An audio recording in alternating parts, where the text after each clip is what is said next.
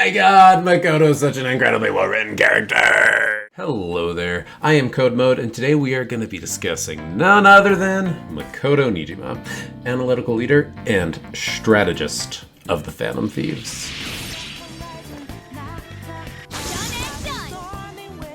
The amazing things about Makoto are her brilliantly written character arc, and how that character arc is emphasized through the use of dramatic foils. That is, Makoto's arc is made more poignant because of characters that exhibit some type of opposite characteristics to her. Now, we first see Makoto being given a charge by the ever-despised Principal Kobayakawa. I believe this moment is great for a few reasons. So, we end up totally loathing Kobayakawa. It's more than a little ridiculous to expect a student to do any kind of legal work, let alone discover the identity of the Phantom Thieves. At least try to understand my position, being forced to deal with this horseplay. Frankly, the only character I really despised as much as Kabushida was Principal Kobayakawa. This scene very quickly establishes Makoto's character. It introduces her to the narrative as the student body president of Shujin Academy.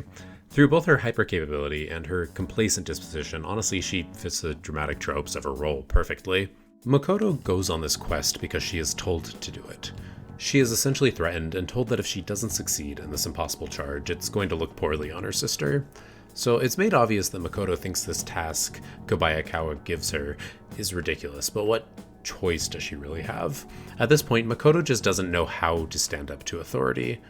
And because Makoto is, well, Makoto, she discovers who the Phantom Thieves are and then blackmails them into taking down a mob boss. Now, this is the point in Makoto's character arc where things really start to take off. Kobayakawa tells Makoto she's useless. Makoto's sister tells Makoto she's useless. The Phantom Thieves, student at the school she is the student body president of, call her useless. Isn't it about time you grew up and acknowledged our situation? Right now, you're useless to me. All you do is eat away at my life. Frankly, at this point in Makoto's life, she's always been incredibly capable and able to do whatever she set out to do. And that's proven when she even figures out who the Phantom Thieves are. So when people she feels she needs to protect, like the people at her school, when they're in danger, she's unable to actually do anything in this moment. So, you're seriously the student council president of Shujin? In a desperate attempt to be useful, she throws herself at Kanashiro's goons to have a throwdown with him IRL. This is one of my favorite plot progressions ever. The writers needed a way to advance the story here, and they also needed a believable confrontation between Kanashiro and the thieves, and making Makoto recklessly lash out because people kept calling her useless was just a brilliant way to get all of these things done. This is what leads us to Makoto's persona awakening. Makoto's stress has been building for a long time at this point. She has a desperate desire to do something, anything. That's when Kanashiro did the one thing you should not do to Makoto. He threatened her sister. Makoto's persona explodes in this brilliantly written dialogue. Have you decided to tread the path of strife? Yes. Come to me! Very well. Let us proceed with our contract at once. I am thou. Thou art I.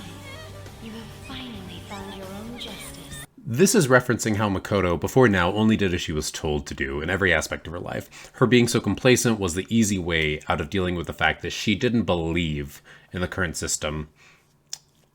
Excuse me, the current system has a correct sense of justice. So anything from like Kobayakawa's complete and utter fuckery to Sai's and the government's denunciation of the Phantom Thieves, Makoto doesn't agree with. If Makoto chooses to follow her own path right here, it's going to be directly conflicting with the paths of the people with direct authoritative power over here. So yeah, let's go on. Please, never lose sight of it again. Alright, so this line, never lose sight of it again. I think this implies that Makoto used to believe in and follow her own definition of justice. This was the same justice she had when her father was alive, right? More or less confirmed when Makoto talks about her father in her character arc.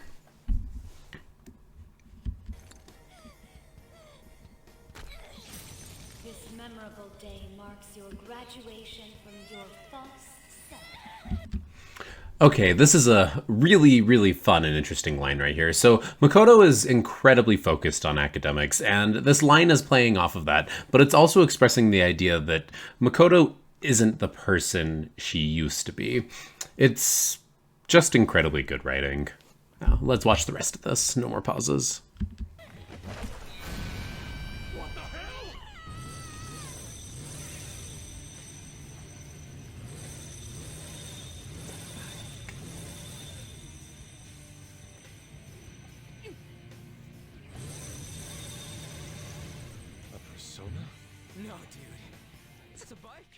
Now, the thieves overcome Kaneshiro, but it's hard to be truly invested in Kaneshiro's defeat. Sure, he's a really bad dude and he needs to be taken down, but Kaneshiro is an incredibly flat villain.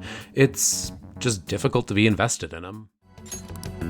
I believe in what I wrote. The Phantom Thieves are just. This is my favorite scene in the whole of Makoto's character arc. When Makoto delivers her final report on the Phantom Thieves to Kobayakawa. This is such a huge moment in Makoto's character arc. We started off Makoto's story with this ridiculous charge that the principal gave her, but Makoto felt like she had to do. Makoto directly overcomes Kobayakawa's bullying and threats in maybe the biggest, most satisfying fuck you moment in all of Persona 5. There will be no need for that. I intend on getting into a good college by my own merit. Please excuse me. The scene brings a nice, warm conclusion to Makoto's character arc in the main plot, after which we find ourselves delving into Makoto's confidant arc.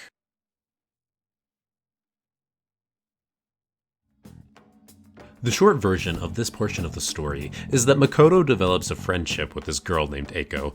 Makoto saves Eiko from a lying boyfriend who would probably end up trafficking her. They represent two different personalities at opposite ends of a spectrum, which means Eiko serves to be a simple yet effective foil for Makoto.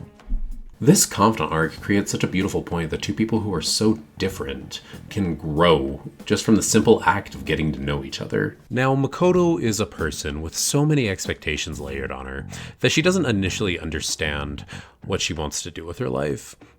Eiko is someone who has so few expectations on her that she also doesn't understand what she wants to do with her life, just in the way that's opposite to Makoto. Eiko dates the host Tsukasa, a manipulative piece of garbage who takes advantage of women who feel they've been left behind in the world. This is where Makoto cleverly tricks Tsukasa into revealing he doesn't actually know Eiko's name. This demonstrates to Eiko that he's just trash, who doesn't care about her, and then it leads to my second favorite moment in Makoto's entire story, when she stands up to Eiko and slaps her. Let's compare this to when Makoto stands up to Kobayakawa. Now, this scene with the principal is iconic because Makoto stands up to an authoritative figure. She has to learn to stay true to herself in the face of somebody who has a type of evil hierarchical power over her. The scene with Eiko is iconic because Makoto is standing up to someone who holds no actual authoritative power over her. Eiko holds a different kind of power, and that power is that Makoto actually really cares about her, and Makoto values that relationship a lot, which is exactly why this is such a good moment for Makoto. Makoto exposing Eiko's boyfriend is putting the relationship between the two girls on the line. Eiko could have ended her friendship with Makoto right there, and Makoto is perfectly aware of that. Makoto cares about Eiko so much that she would sacrifice their friendship to save Eiko from being potentially trafficked. And honestly, I think this is just a beautiful example of a selfless friendship.